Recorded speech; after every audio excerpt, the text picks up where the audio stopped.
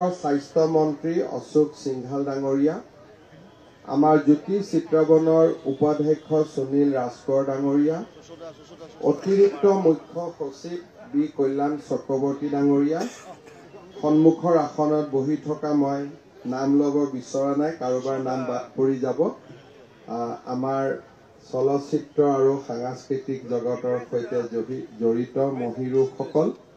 আমাৰ উপস্থিত সুধীবৃন্দ আৰু কলামুদী ৰাইজ, আজি 1 জানুৱাৰী আৰু বহুকেইটা ভাল কাম কৰাৰ বাবে আমি প্ৰচেষ্টা কৰিছিলোঁ। ৰাতিপুৱাই লোকপ্ৰিয় গোপীনাথ বৰদলৈৰ সমাধিস্থলীখন আমি নতুনকৈ সজাই তুলি তাৰ আজি আমি জনগণৰ বাবে তাক আমি মুকলি কৰি দিছিলোঁ। আজি গুৱাহাটীত নতুনকৈ কেইবাখনো electrical bus, ISBT Khanapara, Paltan বজাৰৰ ওপৰত নতুনকৈ পদসেতু আৰু গুৱাহাটী চিৰিয়াখানাখনক অত্যন্ত আধুনিক কৰি তোলাৰ বাবে 362 কোটি টকা ব্যয়েৰে আমি আজি এটা সুন্দৰ প্ৰকল্প আৰম্ভ কৰিছোঁ। বহু দিনৰ পৰা আমি এটা অনুভৱ কৰি আছিলোঁ যে আমাৰ শ্ৰীমন্ত শংকৰদেৱ কলাক্ষেত্ৰ আমি চৰকাৰী অনুষ্ঠানত ব্যৱহাৰ কৰি থাকোঁ বাবে সাংস্কৃতিক জগতখনৰ বাবে গুৱাহাটীত এটা প্ৰেক্ষাগৃহৰ বহুখিনি অভাৱ আছে। আনহাতে গুৱাহাটীত উপযুক্ত প্ৰেক্ষাগৃহ নথকা বাবে চৰকাৰৰ হাততো বিকল্প নাছিলে আৰু যিকোনো দিল্লীৰ পৰা মন্ত্ৰী আহিলে বা অসমত অনুষ্ঠান হ'লে, চৰকাৰী অনুষ্ঠান হ'লে আমি সদায় শংকৰদেৱ কলাক্ষেত্ৰৰ যিটো অডিটৰিয়াম তাক আমি ব্যৱহাৰ কৰিব লাগে। কিন্তু এখন ৰাজ্যৰ ৰাজধানীত এটা সাংস্কৃতিক আন্দোলন বা কৰবাত নাটক, কৰবাত সাংস্কৃতিক অনুষ্ঠান, স্কুল কলেজৰ বাবে বাৰ্ষিক অনুষ্ঠান, যি এটা ভাইব্ৰেঞ্চি বা কালচাৰেল লাইফ এটা আমাৰ থাকিব লাগে, তাৰ বাবে আমাক কেইবাটাও প্ৰেক্ষাগৃহৰ প্ৰয়োজন হয়। আমি কেইটামান সিদ্ধান্ত গ্ৰহণ কৰিছিলোঁ যে প্ৰথম আমি সচিবালয়ৰ ভিতৰতে এটা প্ৰেক্ষাগৃহ বনাম, যাতে গভৰ্ণমেণ্ট অনুষ্ঠানবিলাক আমি কলাক্ষেত্ৰত কৰিব নালাগে, সচিবালয়ৰ ভিতৰতে আমি চৰকাৰী অনুষ্ঠানসমূহ কৰিব পাৰোঁ। অহা 7-8 দিনৰ ভিতৰত দিছপুৰৰ ভিতৰতে 1000 আসনযুক্ত এটা অডিটৰিয়ামৰ কাম আৰম্ভ হ'ব। ইয়াৰ ফলত যিমান চৰকাৰী অনুষ্ঠান হয় গোটেইবিলাক আমি সচিবালয়ৰ ভিতৰত কৰিব পাৰিম আৰু তেতিয়া চৰকাৰী বিষয়াসকলো কাম কাজ এৰি কলাক্ষেত্ৰলৈ আহিব নালাগে। এটা চৰকাৰৰ সুবিধা হ'ব, ৰাইজৰো সুবিধা হ'ব। আমাৰ কলাক্ষেত্ৰত আৰু এখন 800 আসনযুক্ত আমি এটা অডিটৰিয়াম নিৰ্মাণ কৰি আছোঁ। মই ভাবোঁ যে অহা 6 মাহৰ ভিতৰত এই নিৰ্মাণ শেষ হ'ব। তাৰ লগে লগে কলাক্ষেত্ৰৰ বৰ্তমান অডিটৰিয়ামটোকো আমি অলপমান ভাল চাউণ্ড আদিৰে সুসজ্জিত কৰিম, তাতে যাতে আমি 2টা ভাল অডিটৰিয়াম পাব পাৰোঁ। তৃতীয় আমাৰ অডিটৰিয়াম জ্যোতি চিত্ৰবনত আমি এটা নিৰ্মাণ কৰিব খুজিছোঁ, যাত 1000খন আসন থাকিব আৰু ইয়াত চৰকাৰে 56 কোটি টকা ব্যয় কৰিব। আধুনিক সম্পূৰ্ণ শব্দৰ ব্যৱস্থা থাকিব, প্ৰজেকশ্যন থাকিব আৰু আমাৰ উচ্চস্তৰীয় ফিল্ম প্ৰজেকশ্যনৰ সুবিধা, LED চাইক্লৰামা আদিকে ধৰি যিমানখিনি আমি সুবিধা দিব পাৰোঁ গোটেইখিনি ইয়াত সুবিধা থাকিব। আৰু এই অডিটৰিয়ামটো আমি এক্সক্লুচিভলি খালি সাংস্কৃতিক জগতখনৰ কাৰণে আমি ৰাখি থ'ম, যাতে ইয়াতে আন কাম কাজ বহুত বেছি কৰিব নালাগে। আনহাতে বহুতে আপোনালোকৰ ইতিমধ্যে নলেজত আছে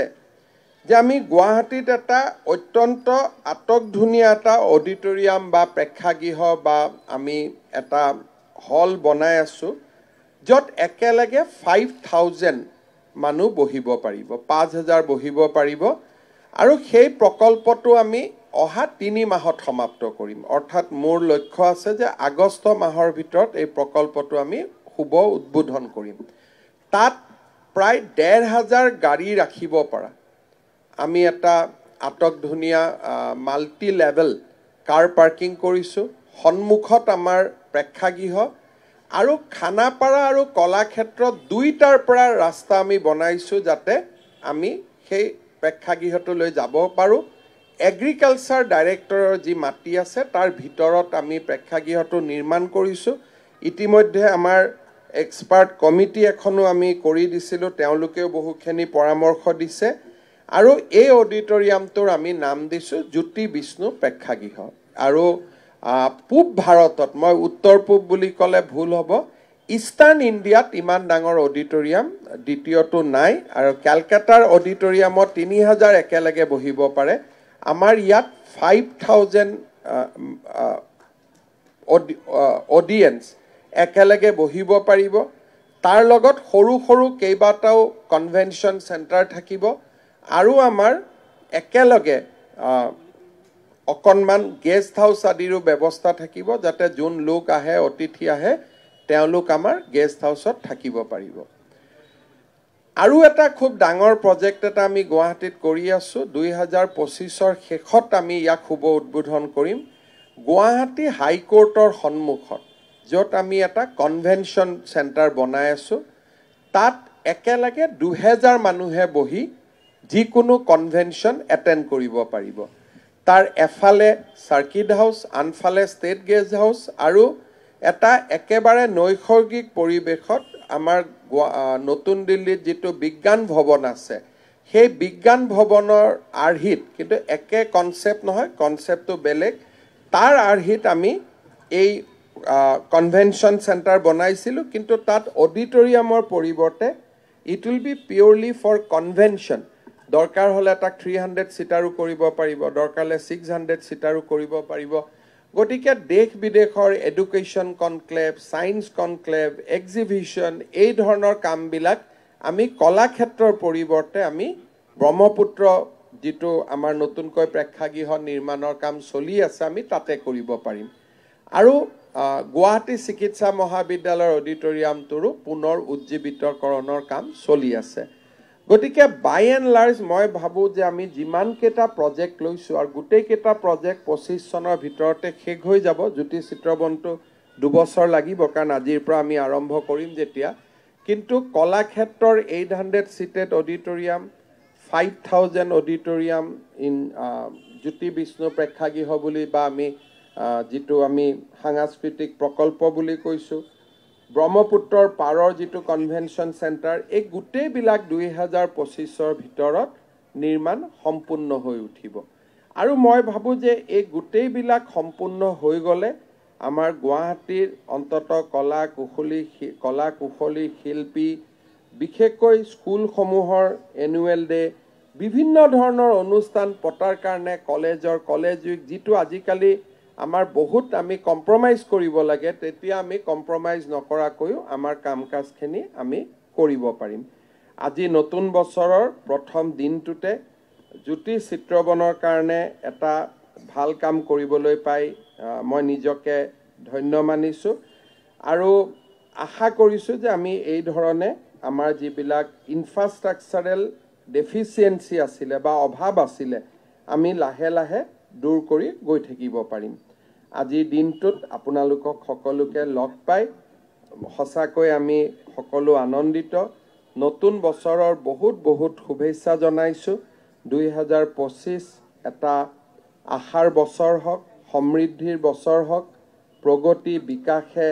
আমাক আলোকৰ যাত্ৰালৈ লৈ যাওক সকলোৰে জীৱন সমৃদ্ধিৰে পৰিপূৰ্ণ হৈ পৰক তাকে কামনা কৰিছোঁ আৰু সকলোকে ব্যক্তিগতভাৱে পুনৰ এবাৰ শ্ৰদ্ধা মৰম শুভেচ্ছা জনাই মই মোৰ বক্তব্যৰ সামৰণি মাৰিছোঁ ধন্যবাদ মাননীয় মুখ্যমন্ত্ৰী ডাঙৰীয়াৰ ইতিবাচক চিন্তাৰে উজ্জীৱিত হৈ থাকক সময় নতুন বছৰত সকলোৱে আগবাঢ়ি যাওক মাননীয় মুখ্যমন্ত্ৰী ডক্টৰ হিমন্ত বিশ্ব শৰ্মা ডাঙৰীয়াক কৃতজ্ঞতা জ্ঞাপন কৰিছোঁ সাংস্কৃতিক পৰিক্ৰমা বিভাগৰ মাননীয় মন্ত্ৰী বিমল বৰাদেৱক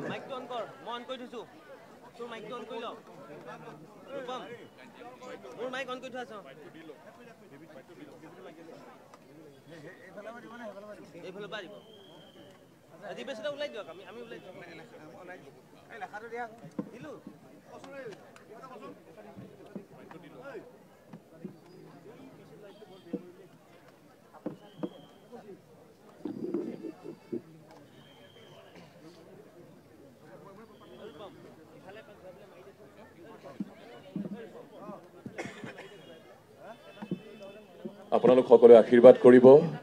তেখেতৰ সবল নেতৃত্ব যাতে আমি সকলোৱে আগুৱাই যাব পাৰোঁ এজাউৰি হাত চাপৰি আহক এই নতুন বছৰৰ প্ৰথম দিনটোত আমি শুভেচ্ছা আশীৰ্বাদ জ্ঞাপন কৰোঁ মাননীয় মুখ্যমন্ত্ৰী ডাঙৰীয়াক